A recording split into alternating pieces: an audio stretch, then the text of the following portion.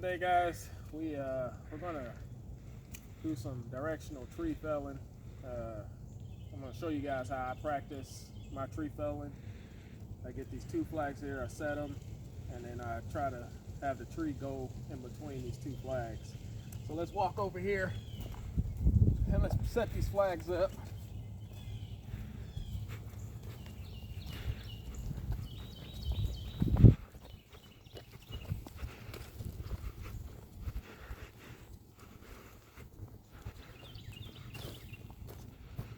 I'm gonna cut this hackberry, make it go between these two flags here if I can. If not, it is what it is.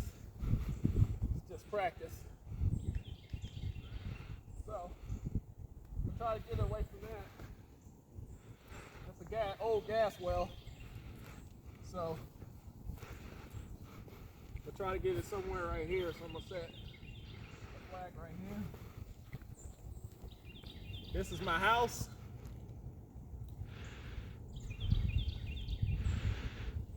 And this is my fence. So I always try to imagine that this is a house, that's a fence, and if I go over that fence, then I'm screwed. So here we go.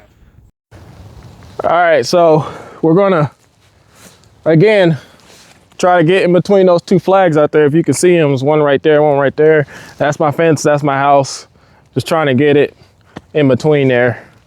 About to cut this dying hackberry. It's pretty tall if you can see it. And we'll see how it goes.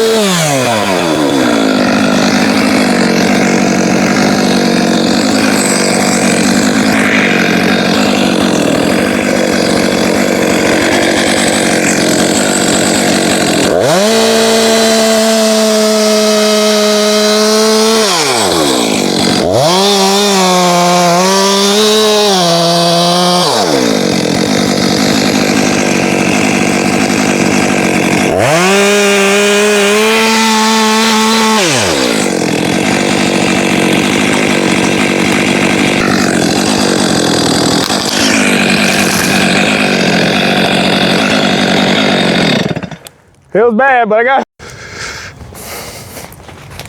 All right, so there's that flag over there. And here's this flag. I might have a, if this is my house, I might have a scratch siding or something, you know. But what you're gonna do with, you know, a tree with that many leaders on it, you can see here, come out here.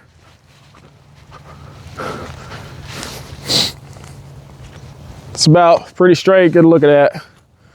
Pretty straight for where I was cutting. The fence is fine. The house might get scratched up a little bit.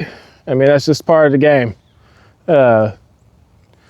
Obviously, I probably wouldn't fell a tree from the ground that big in between the house and the fence, but it's just a good way to be like, oh, you know, those flags are actually important things, just to trick your mind.